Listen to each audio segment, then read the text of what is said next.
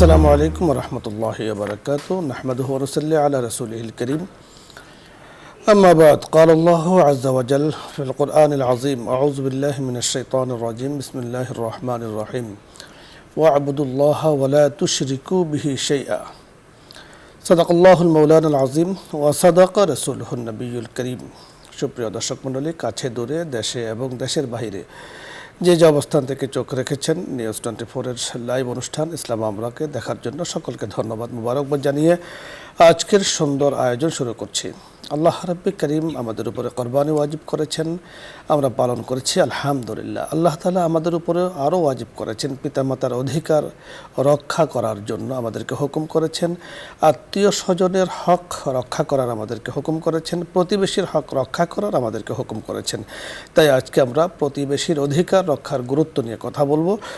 কথা বলার জন্য যিনি আমাদের সাথে আছেন বিশিষ্ট ইসলামী চিন্তাবিদ, মিডিয়া আলোচক, মিডিয়া উপস্থাপক শেখ মুফতি মুজিবুর রহমান ফরাজি, খতিব ছায়ানীর জামে মসজিদ মহাখালী ঢাকা। সাথে আছি আমি আমজাদ হোসেন হেলালি।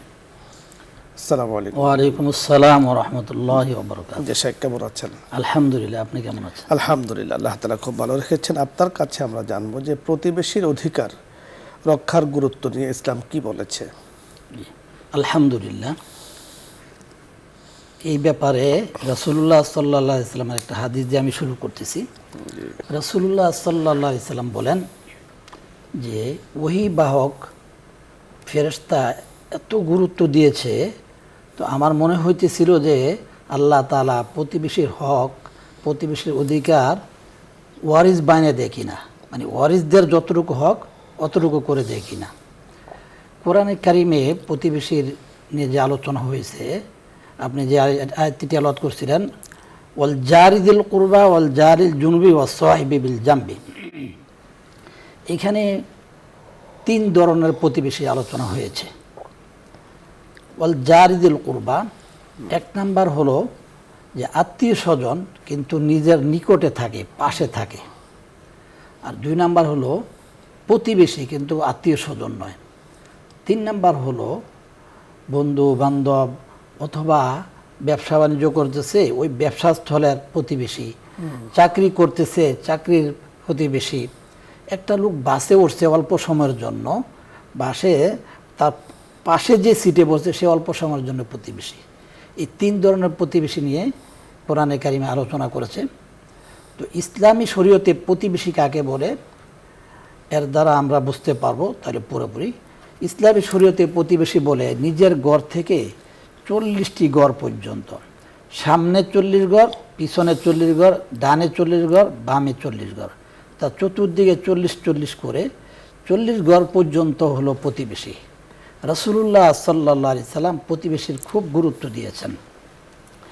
এক সাহাবী রাসূলুল্লাহ সাল্লাল্লাহু আলাইহি সাল্লাম দরবারে আসলেন, আবু হুরায়রা রাদিয়াল্লাহু তাআলা থেকে বর্ণিত যে ইয়া রাসূলুল্লাহ, এক মহিলার ব্যাপারে মানুষের খুব আলোচনা, মানুষের মুখে খুব শুনতেছি যে ওই মহিলা খুব বেশি বেশি নামাজ পড়ে এবং বেশি বেশি রোজা রাখে, বেশি বেশি দান সদকা করে, কিন্তু তার জবান থেকে তার প্রতিবেশী নিরাপদ নয়। রাসূলুল্লাহ সাল্লাল্লাহু আলাইহি সাল্লাম বললেন ওই মহিলা জাহান্নামী। ওই সাহাবী আরেকবার বললেন ইয়া রাসূলুল্লাহ, ইয়া হাবিবাল্লাহ সাল্লাল্লাহু আলাইহি সাল্লাম, আরেক মহিলার ব্যাপারে খুব লোক সমাগম এবং লোকেদের মাঝে আলোচনা যে ওই মহিলা নামাজ কালাম কম পড়ে, অর্থাৎ এর অর্থ এটা না যে ফরজ না, নফল নামাজ, নফল রোজা এবং দান খয়রাত, অর্থাৎ তার পনির থেকে অল্প কিছু দান করেন, তবে তার জবান থেকে তার প্রতিবেশী নিরাপদ, তার থেকে তার সব কিছু থেকে তার প্রতিবেশী নিরাপদ, তার প্রতি তার প্রতিবেশী সন্তুষ্ট। রাসূলুল্লাহ সাল্লাল্লাহু আলাইহি সাল্লাম বললেন ওই ব্যক্তি জান্নাতি। প্রতিবেশীর হকের ব্যাপারে একটি হাদিসে বিশাল বেশ কয়েকটা পয়েন্ট আসছে। যেমন যে প্রতিবেশীর এক নাম্বার কাজ হলো প্রতিবেশীর ব্যাপারে যে তাকে সহযোগিতা করা। দুই নাম্বার, প্রতিবেশী যদি ঋণ চায় তাকে ঋণ দেওয়া। তিন নাম্বার, প্রতিবেশী অভাবগ্রস্ত হলে পরে তাকে আর্থিক সহযোগিতা করা। চার নাম্বার, প্রতিবেশী অসুস্থ হয়ে গেলে তার দেখাশোনা করা, ডাক্তারের কাছে নেওয়ার ব্যবস্থা করা, অর্থাৎ তার খোঁজখবর নেওয়া। 5 নাম্বার, প্রতিবেশীর ঘরের সামনে যদি আরেক প্রতিবেশী ওয়ালকে উঁচু করতে চায়, তাহলে প্রতিবেশীর অনুমতি নেওয়া। কেন? যে ওয়াল উঁচু করার দ্বারা অথবা বহুতল ভবন করার দ্বারা ওই প্রতিবেশী অন্ধকারে পড়ে যাবে, বাতাস আসবে না, এই জন্য প্রতিবেশীর অনুমতি নেওয়া। আসলে অনুমতি চাইলে তো প্রতিবেশী দিয়ে দিবে, কিন্তু এর দ্বারা মহাব্বত কায়েম হলো, মহাব্বত বৃদ্ধি পেল, অনুমতি নেওয়া। তারপরে প্রতিবেশীর জানাজায় অংশগ্রহণ করা। রাসূলুল্লাহ সাল্লাল্লাহু আলাইহি সাল্লাম বলেন, তোমার পাতিলের জোলের দ্বারা যেন তোমার প্রতিবেশী কষ্ট না পায়। এর কি অর্থ?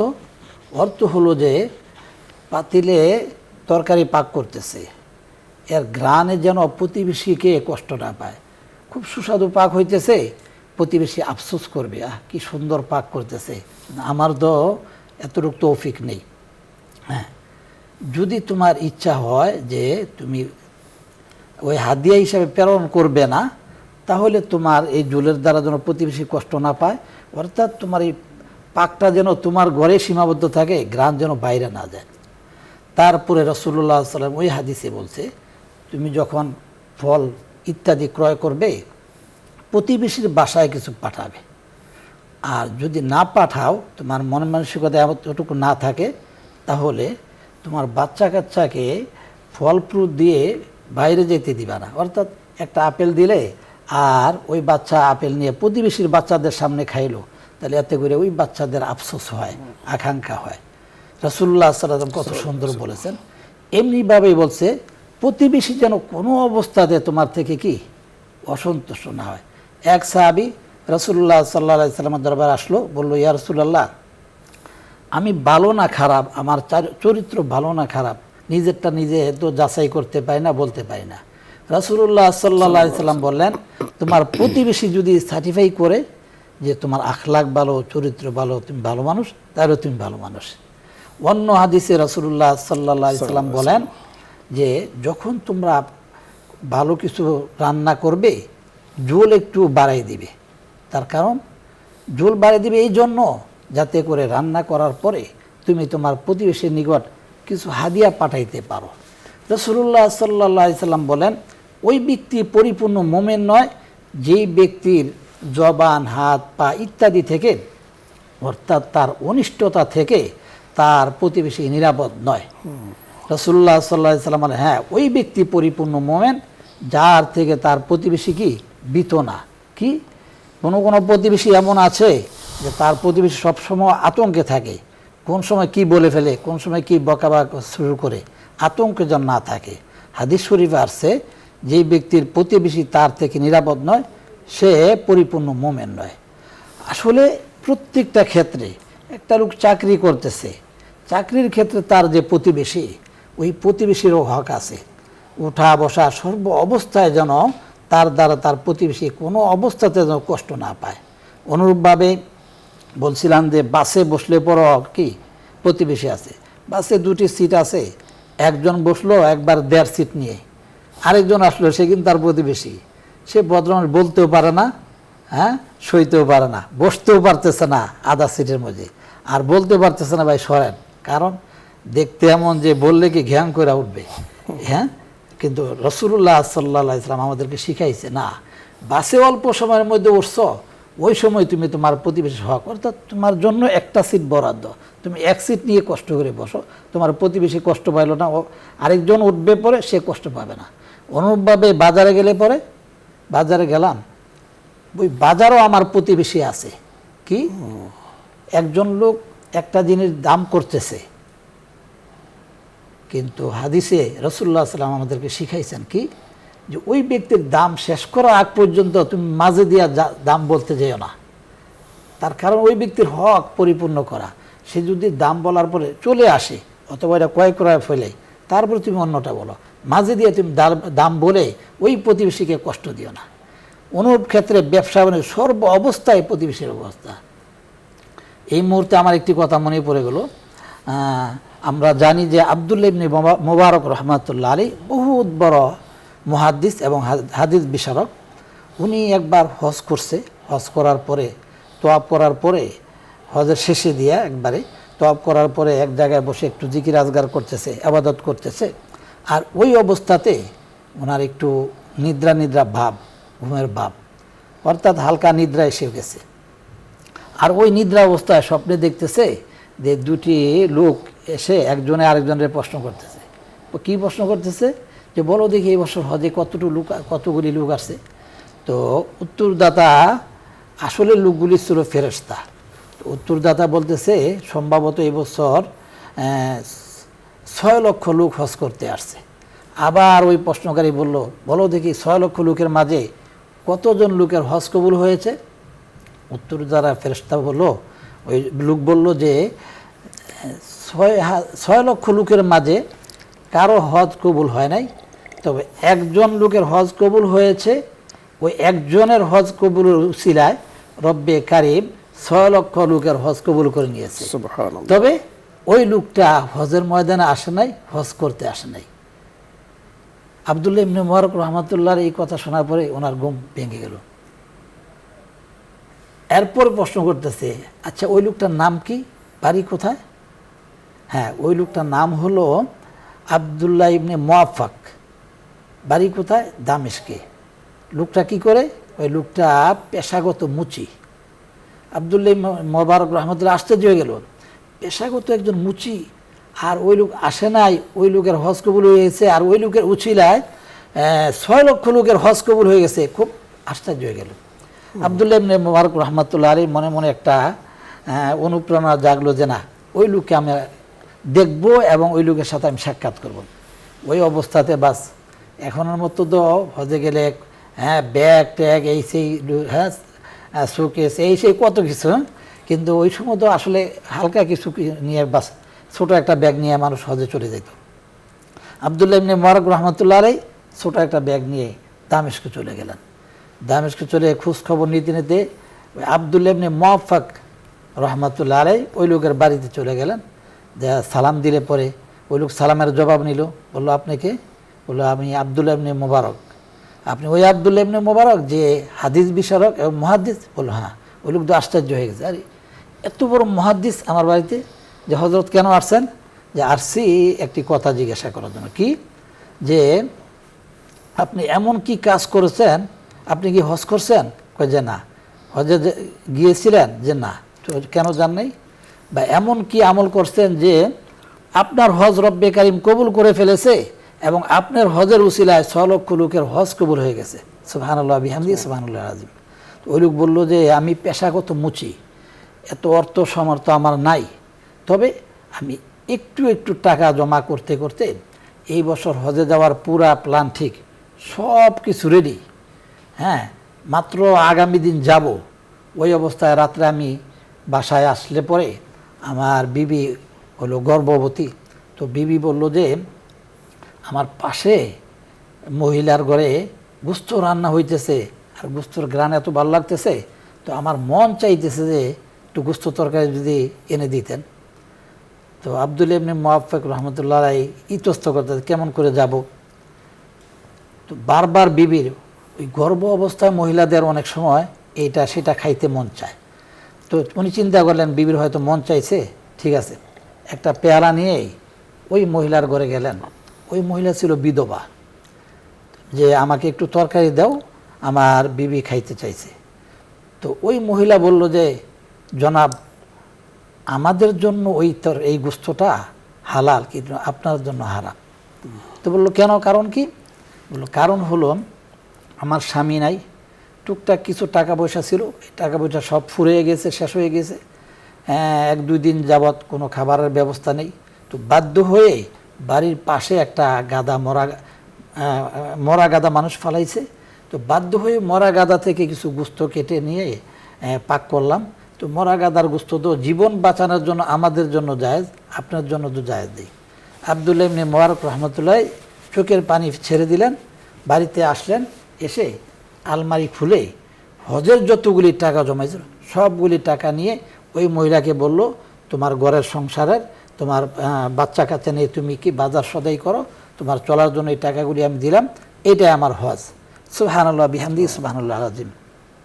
আব্দুল্লাহ ইবনে মোবারক রাহমাতুল্লাহ বলেন, হ্যাঁ তোমার এই কারণে রব্বে কারিম তোমার, হ্যাঁ তোমার যে মনের যে তাকওয়া, তোমার যে মনের কামনা, তুমি যে প্রতিবেশীর প্রতি আন্তরিক, এই জন্য রব্বে কারিম তোমার হজকে কবুল করে নিয়েছে এবং তোমার হজের উসিলায় গোটা হজের ময়দানের 6 লক্ষ হাজিদের হজ কবুল করেছে। আসলে আমি বলতে চাইছিলাম যে প্রতিবেশীর হক আদায় করলে কি ফায়দা।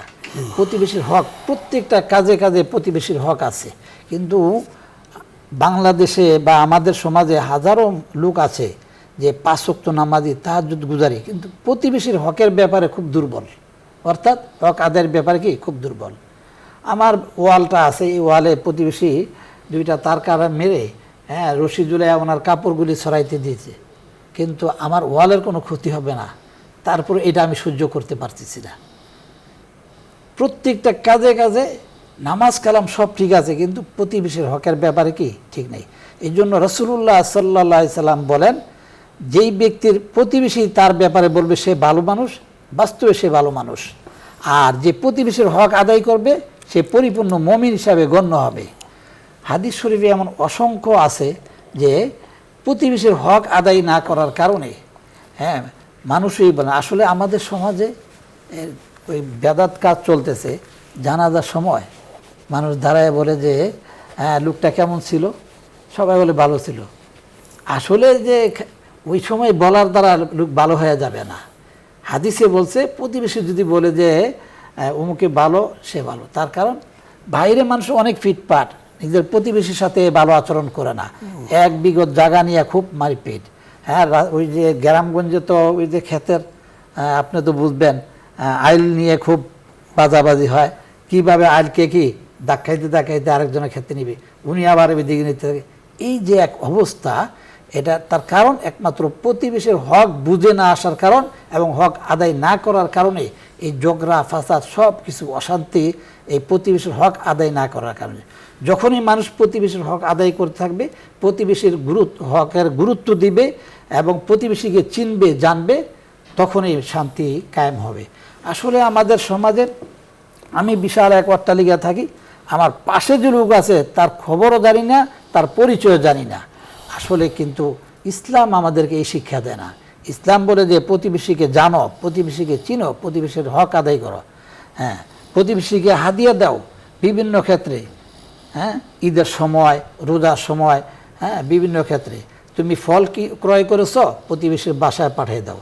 এখন আমের মৌসুম, আমি নিজের বাসার জন্য আম ক্রয় করেছি, প্রতিবেশীর বাসায় কিছু পাঠিয়ে দিই। কাঁঠালের মৌসুম, আমি বাসার জন্য কাঁঠাল ক্রয় করেছি, প্রতিবেশীর বাসায় একটা কাঁঠাল পাঠিয়ে দিই। হাদিয়ার দ্বারা তো মহাব্বত কায়েম হয়। রাসূলুল্লাহ সাল্লাল্লাহু আলাইহি সাল্লাম তো আমাদেরকে এইগুলি শিখাইছেন যে না, প্রতিবেশীর হক আদায় করতে হবে বেশি বেশি, কোনো অবস্থাতে যেন প্রতিবেশীর হক নষ্ট না হয়। গ্রামগঞ্জে একটা টিউবওয়েল পানি নেওয়ার জন্য, তো একজনে একটাই বুক করে। আসলে এই টিউবওয়েল দিয়ে পুরা গ্রামের লোক যদি পানি নেয়, পানি শেষ হবে না এবং কোনো ক্ষতিও নাই, কিন্তু দিতে চায় না। আমার কল থেকে কেন অমুককে পানি দেব? ইসলাম তো এই শিক্ষা দেয় নাই। ইসলাম তো বলে যে না, তুমি তোমার প্রতিবেশীকে সহযোগিতা করো, রব্বে কারিম তোমাকে সহযোগিতা করবে, আসমানের মালিক তোমাকে সহযোগিতা করবে, যখন তুমি জমিনের লোকদেরকে সহযোগিতা করবে। প্রত্যেকটা ক্ষেত্রে, চাকরির ক্ষেত্রে আমার কোয়ালিক, আমি চাই না যে সে কি একটু উপকৃত হোক, না, আমার কাজ হলো আমার দ্বারা যেন আমার কোয়ালিক উপকৃত হয়। ব্যবসার ক্ষেত্রে পার্শ্ববর্তী দোকানদার যেন আমার দ্বারা উপকৃত হয়। ইসলাম তো এই সহযোগিতা শিখাইছে অনেক আগে। মুসলমানদের জয় জয় দেখে অমুসলিমরা, কারণ কি মুসলমানদের এত জয় কেন, দিন দিন মুসলমানদের পাল্লা বাড়তেছে কেন, এটা যাচাই করার জন্য অমুসলিমরা সিআইডি পাঠাইল মুসলমানদের এলাকায় যে দেখে আসো। 2 জন সিআইডি সারা দিন বিচরণ করছে এলাকায়, কোনো কিছু বুঝতেছে না। সারাদিন বিচরণ করার পরে সন্ধ্যাবেলায় খাবার দাবারের প্রয়োজন, থাকতে হলে কত কিছুর প্রয়োজন, একটি দোকানে গিয়েছে। যাওয়ার পরে বলতেছে, ভাই এই এই জিনিসগুলি আপনার দোকানে আছে? ওই দোকানদার বলে, হ্যাঁ সবগুলি আছে। তো ঠিক আছে, কোনটার মূল্য কতটুকু এগুলি বলেন। বলছে এতটুকু। তো এইগুলি আমাকে দেন। আপনি একটা কাজ করেন, কি ওই যে দোকানটা, ওই দোকান থেকে এগুলি নিয়ে আসেন। ওই লোকের মধ্যে একটা কৌতূহল জাগলো, ওই লোকের কথায় ওই দোকানে গিয়েছে, যাওয়ার পরে ওই দোকান থেকে সবগুলি ক্রয় করছে। ক্রয় করার পরে ওনার মধ্যে কৌতূহল জাগলো, ব্যাপারটা কি, ওনার দোকানে আছে, দামও বললো, তারপরে আমাকে ওই দোকানে পাঠানোর কারণ কি, আমি কারণটা জানতে হবে। আবার ফিরে আসলো, আসার পরে বলল, ভাই তুই কথা বলবেন? জি হ্যাঁ বলবো। আপনার দোকানে সব কিছু আছে, থাকার পরেও আপনি আমাকে কেন ওই দোকানে পাঠাইলেন, এর কারণ কি, রহস্যকে আমি জানতে চাই। ওই দোকানদার বলল যে ভাই, সারাদিন আমার যে বেচা কিনে হয়েছে আলহামদুলিল্লাহ আমি অনেক ভালো আছি, তবে আমি দেখলাম আমার ওই প্রতিবেশীর দোকানে আজকে সারাদিন কোনো বেচা কিনে নেই। তো এই জন্য আমি চিন্তা করলাম আমার প্রতিবেশীকে একটু একরাম করি, একটু হেল্প করি, একটু উপকার করি, কেন হাদিস শরীফে আসছে প্রতিবেশীর খেয়াল রাখা। এই জন্য আপনাকে পাঠাইলাম আমি আমার প্রতিবেশীর থেকে কিছু কেনার জন্য। তখন ওই যে অমুসলিম সিআইডি বলল যে হ্যাঁ, মুসলমানদের বিজয়ের কারণ একমাত্রই যে তারা প্রতিবেশীর খেয়াল করে এবং একরামুল মুসলিমিন তারা করে। একজন খালি নিজের জন্যই করে না, অপর মুসলিম ভাইয়ের জন্য কি সেই ব্যক্তি হেল্প করে এবং প্রতিবেশী হিসাবে নিজের কাস্টমারকে নিজে না রেখে প্রতিবেশীর নিকট প্রেরণ করেছে। রাসূলুল্লাহ সাল্লাল্লাহু আলাইহি সাল্লাম বলেন, পরিপূর্ণ মুমিন তখনও হইতে পারবে যখন তোমার প্রতিবেশী তোমার প্রতি সন্তুষ্ট থাকবে, আর পরিপূর্ণ মুমিন তুমি হইতে পারবে না যতক্ষণ পর্যন্ত না তোমার অনিষ্ট থেকে তোমার প্রতিবেশী নিরাপদ নয়। প্রতিবেশীর মন জয় করতে হবে এবং প্রতিবেশীর সর্ব কাজে হেল্প করতে হবে। আসলে দেখুন, আমার সুবিধা অসুবিধায় কিন্তু আমার প্রতিবেশী আগে দৌড়ে আসবে, আমার আত্মীয় স্বজন দৌড়ে আসবে। এখানে কিন্তু নিকটতম আত্মীয় স্বজনের কি প্রতিবেশী। হ্যাঁ, প্রতিবেশীর দূরের কথা, আমাদের অবস্থা এমন যে নিজের আত্মীয় স্বজনের খবর নেই না। এখন আমের মৌসুম, কাঁঠালের মৌসুম, হ্যাঁ, নিয়ম ছিল যে ভাই বোনের বাসায় আম পাঠাবে, হ্যাঁ, লিচু পাঠাবে, কাঁঠাল পাঠাবে, কেন? আত্মীয় স্বজনের হক আদায় করা। এটাও কি ইসলাম শিক্ষা দিয়েছে আমাকে। হ্যাঁ, বোন ও ভাইয়ের বাসায় পাঠাবে, একে অপরের বাসায় যাবে আসবে, কিন্তু হাদিস শরীফে আছে রাসূলুল্লাহ সাল্লাল্লাহু আলাইহি সাল্লাম বলেন, ওই ব্যক্তি পরিপূর্ণ মুমিন না যেই ব্যক্তি তার প্রতিবেশীকে ঘরে আনাটা অপছন্দ করে, অথবা তার ফ্যামিলির লোকেরা প্রতিবেশীকে ঘরে আসাটা অপছন্দ করে, এবং সে মনে করে আমার প্রতিবেশী ঘরে আসলে পরে আমার এত কিছু দেখে ফেলবে, হ্যাঁ, তার মধ্যে হিংসা আসবে, ওই ব্যক্তি পরিপূর্ণ মুমিন না। সর্বক্ষেত্রে প্রতিবেশীর হক আছে, আর সব জায়গায় প্রতিবেশী আছে। চাকরির ক্ষেত্রেও প্রতিবেশী আছে, ব্যবসা বাণিজ্যের ক্ষেত্রেও প্রতিবেশী আছে, সব জায়গায় প্রতিবেশী আছে। আপনি যথার্থ বলেছেন, এখানে যে প্রতিবেশীর হক নিয়ে আমরা কথা বলছিলাম, এবং বড় চমৎকার যে প্রতিবেশী বিভিন্ন ধরনের হতে পারে। যেমন আমার প্রতিবেশী যদি অমুসলিম হয়, সেও কিন্তু আমার প্রতিবেশী। অমুসলিম হওয়ার হিসাবে সে আমার প্রতিবেশী। তো আপনি যেমনটি বলছিলেন যে প্রতিবেশী তিন ধরনের, একটা হলো ধর্মের দিক থেকে, আত্মীয়তার দিক থেকে, কাছাকাছি থাকার দিক থেকে। আর অমুসলিম যদি হয়, সেও প্রতিবেশী, কারণ সে আমার কাছাকাছি থাকে। এবং কিতাবের মধ্যে হক্কে শফা, অর্থাৎ প্রতিবেশীর অধিকার নিয়ে একটা অধ্যায় কিন্তু সেখানে কায়েম করা হয়েছে। প্রতিবেশীর অধিকার এটা ইসলামে স্বীকৃত, এবং রাসূল আকরাম সাল্লাল্লাহু আলাইহি ওয়াসাল্লাম পরিষ্কার বলেছেন, যার অনিষ্ট থেকে তার প্রতিবেশী নিরাপদ, সে কিন্তু প্রকৃত মুমিন।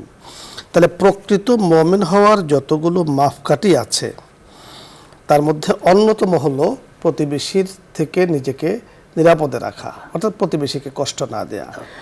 আমরা কিছুদিন আগে একটা বিষয় নিয়ে কথা বলছিলাম যে আমার প্রতিবেশী হতে পারে উচ্চ শ্রেণীর, হতে পারে আমার লেভেলের, হতে পারে আমার থেকে নিম্নের। উচ্চ শ্রেণীর হোক, তাও আমি তার হক আদায় করব, আমার লেভেলের হক, তাও আমি তার হক আদায় করব। ঠিক আমার থেকে যদি কিছুটা স্তরের দিক থেকে নিচের হয়, তাও আমি তার হক আদায় করব। প্রতিবেশী যেন আমার জন্য কান্না করে আমি যখন থাকবো না। আপনি দেখেছেন আল্লামা জমিরুদ্দিন সাহেব রহমতুল্লাহ আলাই, নানুপুরে পীর সাহেব হুজুর যখন ইন্তেকাল করেছেন, তো ওনার জন্য ওনার মুরিদান যারা ছিলেন ওনারা কান্না করেছেন, এলাকাবাসী কান্না করেছেন, এলাকার মধ্যে অমুসলিম যারা ছিল তারাও ওনার অভাব কিন্তু অনুভব করেছেন। যে হুজুর থাকতে আমরা তো হুজুরের কাছে আমাদের মনের দুঃখের সুখের কথাগুলো বলতাম, আমরা হুজুরের কাছে অনেক কিছু বলতাম এবং আমরা বেশ আরামেই ছিলাম। আপনি দেখুন যে আল্লাহ পাকের আয়াত আল্লাহ তাআলা নাযিল করেছেন যে একজন মুমিন যখন চলে যায় তো তার জন্য জমিনবাসী কান্না করে, মানুষও কান্না করে, গাছপালা তরুলতা সব কিছুই কিন্তু তার জন্য কান্না করে, আফসোস করতে থাকে, যে জমিনে কান্না করতে থাকে যে এত ভালো লোক আর আমার উপরে হাঁটবে না। গাছে কান্না করে যে এই লোকটাকে আর আমি ছায়া দিতে পারবো না, পানিয়ে কান্না করে এই লোকটা আমাকে আর ব্যবহার করবে না। অর্থাৎ সকলেই তার জন্য কিন্তু আফসোস করে। এমন জীবন গঠন করা যার জন্য আমি এসেছি কান্না করতে করতে, যাবো হাসতে হাসতে। আর এই জীবনটা তখনই আমি সুন্দর গঠন করতে পারবো যখন আমার জীবনটা একেবারে পাপ মুক্ত হবে এবং প্রতিবেশীরাও আমার জন্য দোয়া করতে থাকবে। কারণ রাসূল আকরাম সাল্লাল্লাহু আলাইহি সাল্লাম বলেছেন যে আমরা একে অপরের কাছে দোয়া চাই এবং দোয়াই হলো হুয়াল ইবাদা, দোয়াই হলো ইবাদত, দোয়াই হলো মুখল ইবাদা, ইবাদতের মগজ। তো এখন আপনি আমার জন্য দোয়া করছেন, আল্লাহ হুজুরকে মাফ করে দেন, অমুককে মাফ করে দেন, হাত তুলে দোয়া তো জরুরি না। আপনি যে আমার আচরণে ব্যবহারে খুশি, আমি যখন বললাম লোকটা নেই, খুব ভালো লোক ছিল, এটি কিন্তু দোয়া, এটাই দোয়া হয়ে যাচ্ছে, এটাই তার জন্য অনেক পাওনা, অনেক বড় কিছু হয়ে যাচ্ছে। তো এই বিষয়টা অত্যন্ত লক্ষণীয়। আমি একটা বিষয় আপনার কাছে খুব জানবো যে আপনি আব্দুল্লাহ ইবনে মুবারক, আব্দুল্লাহ ইবনে মুওয়াফিকের যে উদ্ধৃতি দিয়েছেন, বেশ বড় চমৎকার, বড় সুন্দর আপনি উদ্ধৃতি দিয়েছেন। আমরা যদি চিন্তা করি যে আমি যার উপরে কষ্ট, মানে যার উপর নির্যাতন করছি, এক কথায় বা যাকে কষ্ট দিচ্ছি, এই কষ্টটা যদি আমাকে দেওয়া হয় তো আমার কাছে কি মনে হবে? এই বিষয়টার ব্যাখ্যা শুনবো আপনার কাছে। প্রত্যেকটা লোক যদি চিন্তা করে যে এই কাজ আমি করতেছি, আমার সাথে করলে কেমন হবে। যেমন রাসূলুল্লাহ সাল্লাল্লাহু আলাইহি সাল্লাম দরবারে এক যুবক আসলে পরে রাসূলুল্লাহ সাল্লাল্লাহু আলাইহি সাল্লাম বললেন যে, ওই যুবক বলল যে হুজুর আমাকে হাজার হাজার আমল দিয়েন না, এক দুইটা আমল দেন। তো রাসূল বলছে যে ঠিক আছে, অনেক আমল দেব না, খালি একটা আমল তোমাকে দিচ্ছি, কি, যে তুমি মিথ্যা কথা বলবে না। ওই যুবক মনে করছে সৎ চলে গেছে। তো ওই যুবক নেশা করতো, জিনা করতো, সব কাজে ছিল। চলে যাওয়ার পরে কয়েকদিন পরে নেশা করবে, অর্থাৎ মদ পান করবে। মদ নিয়ে বসতে পান করবে, ওই মুহূর্তে চিন্তা হলো যে আমাকে যদি নবী সাল্লাল্লাহু আলাইহি সাল্লাম বলে যে তুমি মদ পান করছো, তখন তো আমি মিথ্যা কথা বলতে পারবো না, তার কারণ আমাকে বলতে মিথ্যা কথা কি বলো না। আরেকদিন ওই যুবক জিনা করতে যাবে, জিনা করতে যাওয়ার পরে ওই মুহূর্তে চিন্তা করলো যে আমি যার সাথে এই ধরনের ব্যভিচারে লিপ্ত হব, আমার বোনের সাথে কেউ যদি ব্যভিচারে লিপ্ত হয় তাহলে এটা তো আমি মেনে নিতে পারবো না, সহ্য করতে পারবো না। প্রত্যেকটা মানুষ যখন এই চিন্তা করবে যে আমি অমুকের উপর জুলুম করছি, এই জুলুমটা যদি আমার উপর করা হতো তাহলে আমার কাছে কেমন লাগতো। বিশ্ববরণ্য কবি আল্লামা শেখ সাদী রহমতুল্লাহ আলাইহি এই কথাটাকে বড় চমৎকার ভাবে বলেছেন। হামচো না দার ফিক্রে আবাইতম কে গো পীলে বারে বরলবে দরিয়া এ নীল জেরে পায়াত করবে দানি হালে মোর হামচো হালে তস্তে দির পায়ায়ে পিল।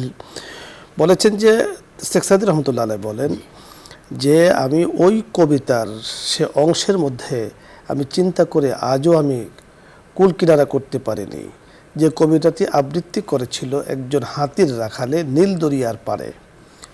হ্যাঁ, পিলে বানে বরলাবে দরিয়া এ নীল। এরপরে কি বলেছেন সেটা কি, যে জেরে পায়াত গর্বে দাহানি হালে মোর, যে তুমি তোমার পায়ের নিচে পিপিলিকার অবস্থা যদি তুমি জানতে চাও, যে তুমি একটা পিপিলিকা জমিনে বিচরণ করছে, তুমি হেঁটে যাচ্ছ এবং তোমার পায়ের নিচে পিপিলিকা পড়ছে না না পড়ছে তুমি কোনো খবরই রাখো না, তো তার অবস্থাটা যদি তুমি জানতে চাও তাহলে তুমি মনে করো যে তুমি হাতির পায়ের নিচে আছো, হাতির পায়ের নিচে তোমার যে অবস্থা হবে তোমার পায়ের নিচে একজন পিপিলিকা সেই অবস্থা। অর্থাৎ এটা বোঝাতে চেয়েছেন যে তুমি একজনকে বকা দিচ্ছ, প্রতিবেশীর হক নষ্ট করছো, প্রতিবেশীর এলাকার মধ্যে তুমি ময়লা ফেলছো, প্রতিবেশীকে কষ্ট দিচ্ছ, তোমাকে যদি কষ্ট দেওয়া হয় তোমার কাছে কেমন লাগবে? ওই সত্যি বকাটা খারাপ তোমাকে লাগবে। দিলে সত্যি খারাপ লাগবে। শায়েখ, আপনি বড় সুন্দর চমৎকার আলোচনা করেছেন। দর্শক মণ্ডলী, আমরা অনুষ্ঠানের শেষ পর্যায়ে আছি। খুবই সুন্দর চমৎকার পরিবেশই আলোচনা চলছিল, মনে চাচ্ছে অনেকক্ষণ আলোচনা করি, কিন্তু দেখতে দেখতে আমাদের ঘড়ির কাঁটা একেবারেই শেষ পর্যায়ে এসেছে। এখন আমরা দোয়ায় চলে যাব। তো আল্লাহ তাআলার কাছে আমরা দোয়া করছি, কামনা করছি আল্লাহ তাআলা যেন আমাদের দ্বারা প্রতিবেশীর হক রক্ষা করার তৌফিক দান করেন। সকলে ভালো থাকুন, সুস্থ থাকুন, আগামী অনুষ্ঠানগুলোর সাথে থাকুন এই আশাবাদ ব্যক্ত করে আজকের মতো বিদায় নিচ্ছি। আসসালামু আলাইকুম ওয়া রাহমাতুল্লাহি ওয়া বারাকাতুহু। এখন দোয়া হবে, দরুদ ইস্তিগফার পাঠ করি। আল্লাহুম্মা সাল্লি আলা সাইয়্যিদিনা ওয়া নাবিয়্যিনা ওয়া শাফিঈনা ওয়া হাবিবিনা ওয়া মাওলানা মুহাম্মদ সাল্লাল্লাহু আলাইহি ওয়া আলা আলিহি ওয়া আসহাবিহি ওয়া বারাকা ওয়া সাল্লাম। আস্তাগফিরুল্লাহ রাব্বি মিন কুল্লি যামবিন ওয়া আতুবু ইলাইহি লা হাওলা ওয়া লা কুওয়াতা ইল্লা বিল্লাহিল আলিয়্যিল আযীম। আস্তাগফিরুল্লাহ রাব্বি মিন কুল্লি যামবিন ওয়া আতুবু ইলাইহি লা হাওলা ওয়া লা কুওয়াতা ইল্লা বিল্লাহিল আলিয়্যিল আযীম। আলহামদুলিল্লাহ রাব্বিল আলামিন। রব্বানা যালামনা আনফুসানা ওয়া ইল্লাম তাগফির লানা ওয়া তারহামনা লানাকুনান্না মিনাল খাসিরিন। রব্বানা লা তুযিগ কুলুবানা বা'দা ইয হাদাইতানা ওয়া হাব লানা মিন লাদুনকা রাহমা ইন্নাকা আনতাল ওয়াহ্হাব। রব্বানা আতিনা ফিদ দুনিয়া হাসানাতাও ওয়া ফিল আখিরাতি হাসানাতাও ওয়া কিনা আযাবান নার। আল্লাহুম্মা আরহামনা ফাইন্নাকা খায়রুর রাহিমিন। আল্লাহুম্মা আরযুকনা ফাইন্নাকা খায়রুর রাযিকিন। আল্লাহুম্মা আনসুরনা ফাইন্নাকা খায়রুন নাসিরিন। রব্বিরহামহুমা কামা রব্বায়ানি সগীরা। রব্বিরহামহুমা কামা রব্বায়ানি সগীরা। হাসবুনাল্লাহু ওয়া নি'মাল ওয়াকিল, নি'মাল মাওলা ওয়া নি'মান নাসির। আল্লাহুম্মা ইন্নী আউযু বিকা মিনাল বারসি ওয়াল জুনুনি ওয়াল জুযাম ওয়া মিন সাইয়্যিল আসকাম। রব্বি আন্নী মাসানিয়াদ দুররু ওয়া আনতা আরহামুর রাহিমিন। রব্বি কারীম, ও মাবুদ, আমরা গুনাহগার, তুমি মাফ করনেওয়ালা। আমাদের মাথা থেকে পা পর্যন্ত গুনার গুনাহ, ও মাবুদ, তুমি ক্ষমা করনেওয়ালা। তোমার রহমানুর রহিম আর গফুর রহিম নামের উসিলা দিয়ে আমাদের প্রত্যেকের জিন্দিগির গুনাহ খাতাগুলো মাফ করে দাও। রব্বে কারিম, জিন্দিগির গুনাহ খাতাগুলো মাফ করে দিয়ে গুনার স্থানে নেক দ্বারা পরিপূর্ণ করে দাও। রব্বুল আলামিন, প্রতিবেশীর হক নিয়ে আলোচনা করতেছিলাম। রব্বুল আলামিন, আমাকে এবং যারা দোয়াতে শরীক হয়েছে প্রত্যেককে প্রতিবেশীর হক আদায় করার তৌফিক দান করম। রব্বুল আলামিন, মেহেরবানি করে যা কিছু করলাম এর হাদিয়াটুকু সোনার মদিনায় নবী পাকের রওজা মোবারকে পৌঁছে দাও। আদম আলাইহিস সালাম থেকে এ পর্যন্ত যত মুমিন মুমিনাত বিন্দু পরিমাণ ঈমান নিয়ে আজ অন্ধকার বিরান কবর দেশে শায়িত হয়েছে প্রত্যেকের আরওয়াতের হাদিয়াটুকু পৌঁছে দাও। রব্বুল আলামিন, আমাদের যাদের মা নাই বাবা নাই, ওই মা বাবার কবরগুলিকে জান্নাতুল ফেরদাউসের বাগান বানায়া দাও।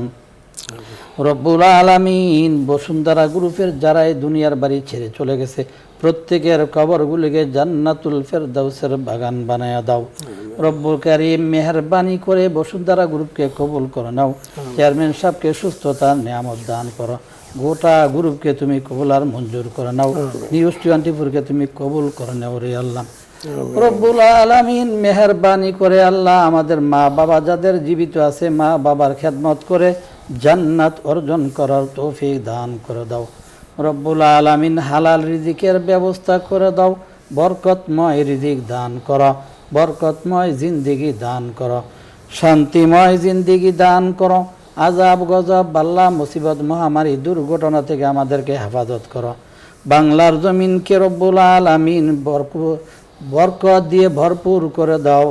তোমার খাস রহমত নাজিল করো। রব্বুল আলামিন, আমাদের সব কাজে বরকত দান করো। রিজিকের মাঝে বরকত দান করো, এলেমের মাঝে আমলের মাঝে বরকত দান করো। সাহস ও হিম্মত বৃদ্ধি করে দাও রে আল্লাহ। রব্বুল আলামিন, দ্বীনের সহি বুঝ আমাদের দান করো। আমাদের সন্তানদেরকেও দ্বীনের সহি বুঝ দান করো, সেই সহি দ্বীনের উপর অটল থাকার জন্য তৌফিক দান করো।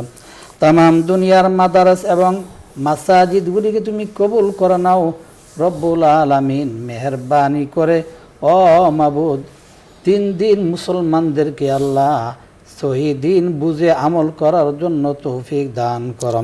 আমিন। 5 ওয়াক্ত নামাজি হিসাবে আমাদেরকে কবুল করে নাও রব্বুল আলামিন। মা বোনদেরকে পর্দানিশ হিসাবে কবুল করে নাও রব্বুল আলামিন। বাংলাদেশে আল্লাহ তুমি শান্তির ফয়সালা করে দাও, শান্তির দেশ হিসাবে কবুল করে নাও। হানাহানি মারামারি কাটাকাটি থেকে বাংলার জমিনকে তুমি হেফাজত করো রব্বুল আলামিন। ও মাবুদ, যে এলাকা বন্যা হয়েছে, বন্যা কবলিত লোকদের রব্বুল আলামিন থাকা খাওয়া, রব্বুল আলামিন ঔষধপত্র, বিশুদ্ধ পানি সব কিছু গাইবি খাজানা থেকে ব্যবস্থা করে দাও। আমাদেরকে বন্যা কবলিত লোকদের পাশে দাঁড়ানোর জন্য তৌফিক দান করো রব্বুল আলামিন। মেহেরবানি করে আমাদেরকে তোমার দ্বীনের খাদেম, দ্বীনের দায়ী, দ্বীনের মুজির হিসাবে কবুল করে নাও রে আল্লাহ। আমাদের সন্তানদেরকে দ্বীনদার হিসাবে কবুল করে নাও রব্বুল আলামিন। মুসলমানরা যেন মুসলমানিত্ব বজায় রাখতে পারে তুমি কবুল করে নাও। ফিলিস্তিনের মুসলমানদেরকে কবুল করে নাও। ফিলিস্তিনের মুসলমানদের জন্য থাকা খাওয়া ঔষধপত্র সব কিছু রব্বুল আলামিন গাইবি খাজানা থেকে ব্যবস্থা করে দাও রে আল্লাহ রব্বুল আলামিন। যতদিন দুনিয়ার জমিনে বেঁচে থাকি ঈমান ও আমাল ও আখলাক নিয়ে বেঁচে থাকার জন্য তৌফিক দান করো ও মাবুদ। মেহেরবানি করে আল্লাহ হারাম থেকে আমাদেরকে হেফাজত করো রব্বুল আলামিন। হারাম রাস্তা থেকে আমাদেরকে হেফাজত করো, আমাদের সন্তানদেরকে হেফাজত করো রে আল্লাহ রব্বুল আলামিন। ও মাবুদ, যেই দিনই দুনিয়া শেষ বাড়ি হয়ে যাবে ঈমানি মওত নসিব করো রব্বুল আলামিন। যতদিন দুনিয়ার জমিনে বেঁচে থাকি দিন দিন রব্বুল আলামিন আমাদের ইমানের মাঝে রব্বুল আলামিন পরিপূর্ণ ইমানদার হিসেবে আমাদেরকে কবুল করে নাও। ইমানি হালাতে থাকার জন্য কবুল করে নাও, জিকিরে ফিকিরে থাকার জন্য কবুল করে নাও রব্বুল আলামিন। মেহেরবানি করে আমাদেরকে কোরআনের হাফেজ হিসাবে কবুল করে নাও, কোরআনের দায়ী, কোরআন সর্বদা তেলাওয়াত করার জন্য কবুল করে নাও রে আল্লাহ রব্বুল আলামিন। ও মাবুদ, মেহেরবানি করে আমাদের আখলাকের মাঝে উন্নত দান করো রব্বুল আলামিন। তোমার হুকুম, তোমার নবীর চরিত্র অনুযায়ী জিন্দেগি জ্ঞাপন করার তৌফিক দান করো। সুবহানা রাব্বিকা রাব্বিল ইজ্জাতি আম্মা ইয়াসিফুন ওয়া সালামুন আলাল মুরসালিন ওয়ালহামদুলিল্লাহি রাব্বিল আলামিন।